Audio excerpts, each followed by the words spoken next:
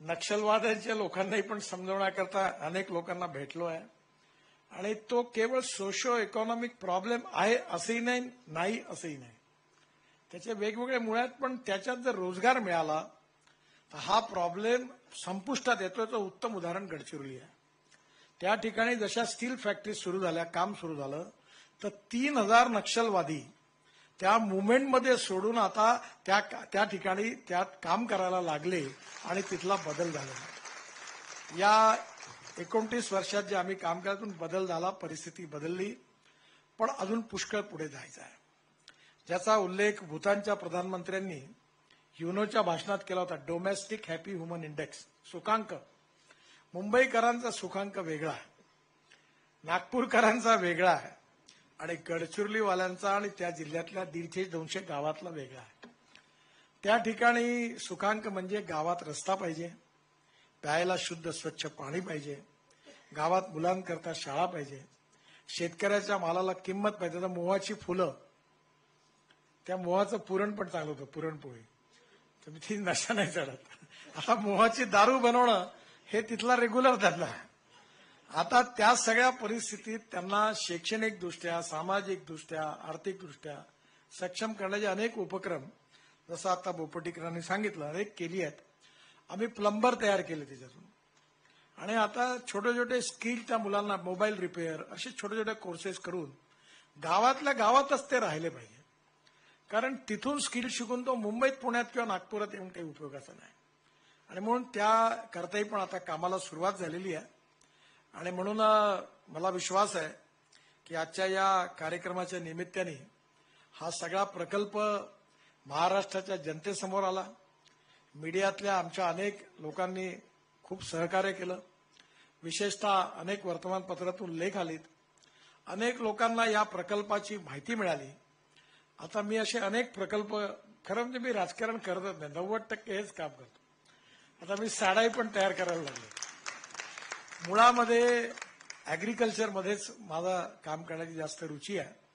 पण रस्ते, टनेल आणि एक्सप्रेस हायवे, ब्रिजेस प्रसिद्ध होतात, पण या कार्यक्रमाला कोणीच मान्यता देत नाही आणि दखलही घेत नाही. दुर्दैवाने अशी स्थिती आहे. पण हे काम मूलभूत आहे, बेसिक आहे. आणि म्हणून आम्ही एक गीत शिकलो होतो, चलो जलाए दीप वहां जहां अभी भी अंधेरा है. आणि दुसरं जे आहे ते मी माझ्या मीटिंगमध्ये, मी माझ्या हॉलमध्ये समोर लिहून ठेवलं आहे की मनसा सततम स्मरणीयम, वचसा सततम वदनीयम, लोकहितम मम करणीयम. Politics is the instrument of socio-economic reform. We need to redefine the definition of politics.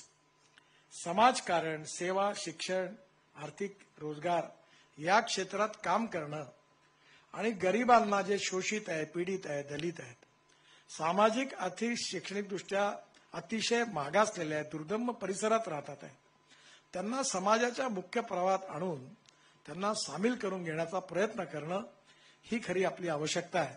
आणि हे झाल्यावरच आपण विश्वगुरू बनू, आर्थिक ताकद बनू. मुंबई, नागपूर, पुण्याची किती शक्ती वाढली तरी आजही 65% जनता ही खेड्यात आहे आणि तिथली इकॉनॉमी जोपर्यंत डेव्हलप होत नाही तोपर्यंत हा भारत आत्मनिर्भर भारत किंवा विश्वगुरू बनू शकत नाही. आणि म्हणून या भावनेतून मी शेतकरी, आदिवासी या दोन क्षेत्रामधले गेले 30-35 वर्ष हे काम करतोय. पण मी एकटा काही करत नाही, मला काही याचं श्रेय नाही आहे. ही जी अनेक 1200 शिक्षक आहेत, आमच्या काम करणारी ही अनेक ट्रस्टी आहेत, त्यात आपले अमरावती विद्यापीठाचे माजी कुलगुरू मुरलीधर चांदेकर, ते शेड्यूल ट्राईब होते, व्हाईस चान्सलर होते, ते आहेत. राजू हडप इथे काम करतात, ते आहे. आणि अशा अनेक लोक आम्ही निरपेक्ष भावने करतो. आम्हाला कोविडचा काळ अतिशय वाईट गेला. या मुलांना खायला नव्हतं, सगळे उद्योग व्यवसाय बंद पडले होते आणि आश्रमशाळेत राहणाऱ्या हॉस्टेलमधल्या मुलांना सकाळी काय खावं हा प्रश्न होता. अशा परिस्थितीमध्ये लोकांनी सहकार्य केलं. आम्ही तिथे किराणा पोहोचवला, त्या लोकांना जीवन ठेवलं. बांबूमध्ये मोठं काम झालं. आता बांबू, आता ग्रास नाही, ग्रास आहे त्याला काटणार, बांबूवर मोठं काम सुरू आहे. बायोफ्युएलवर काम सुरू करण्याचा प्रयत्न आहे.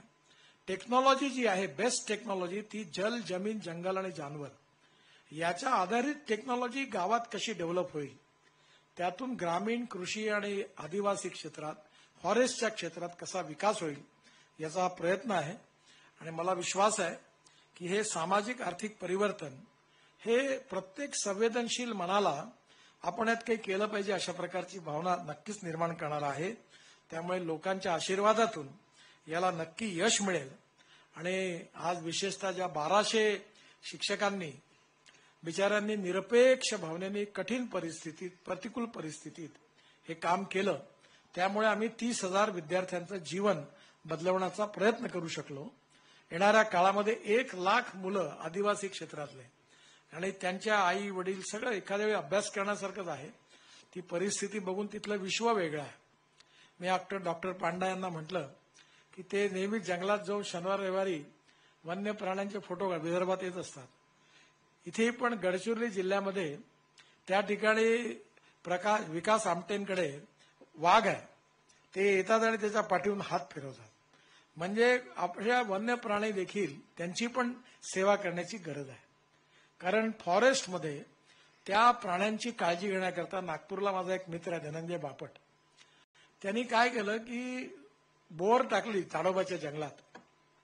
प्यायला पाणी नव्हतं प्राण्यांना आणि बोअर टाकून सोलर पंप लावले आणि त्याचे टँक्स तयार केल्या आणि आता ते टँक पाण्याने भरून ठेवतात. ज्यावेळी 47-49 डिग्री टेम्परेचर असतं तेव्हा त्या टँकमध्ये पाणी असल्यामुळे ते प्राणी पाणी पिऊ शकतात.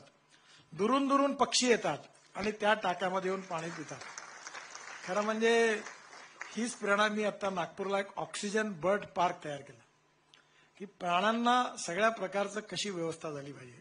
शेवटी प्राण्यांचाही विचार माणसांचाही विचार हा करून आपण या सगळ्यांचं हॅपी ह्युमन इंडेक्स वाढवून त्यांना आनंदी कसं करता येईल त्या सगळ्या विचारातून आणि प्रेरणेतून निर्माण झालेला प्रकल्प आहे. आणि म्हणून आपण सगळ्यांनी या कार्यक्रमाला उपस्थिती दिली आणि अतुलनी विशेषतः अतुल ट्रस्टी आहे आमच्या ट्रस्टचा. आम्ही काही आलो नसतो मुंबईत कार्यक्रमाला. दरवर्षी नागपुरातच वर्कशॉप होतं पण यावेळी त्यांनी आग्रहाने सांगितलं की आपण असा कार्यक्रम करूया.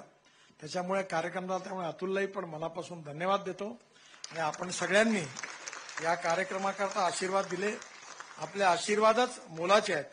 त्या सगळ्यांनाही मी धन्यवाद देतो आणि विशेषतः प्रशांत बोपर्डीकर 20 वर्ष तो हे काम करतोय बँकेची नोकरी सोडून आणि अनेक शिक्षक आहेत ते पण त्या मुली वगैरे फार चांगलं काम करतात, शिस्तीत काम करतात. त्यांचं खरं म्हणजे जीवन बघून अभ्यास करण्याची गरज आहे आणि बिचाऱ्या दिवसभर या सगळ्या कामात असतात. त्या सगळ्या 1200 शिक्षकांना मी विशेष रूपाने या प्रकल्पाचं जे काही चांगलं काम झालं याचं श्रेय त्यांना आहे. त्यांनाही पण खूप खूप शुभेच्छा देतो आणि आपल्या सगळ्यांच्या शुभेच्छा आणि आशीर्वाद या प्रकल्पामागे राहतील असा विश्वास व्यक्त करून मी माझं बोलणं संपवतो. धन्यवाद.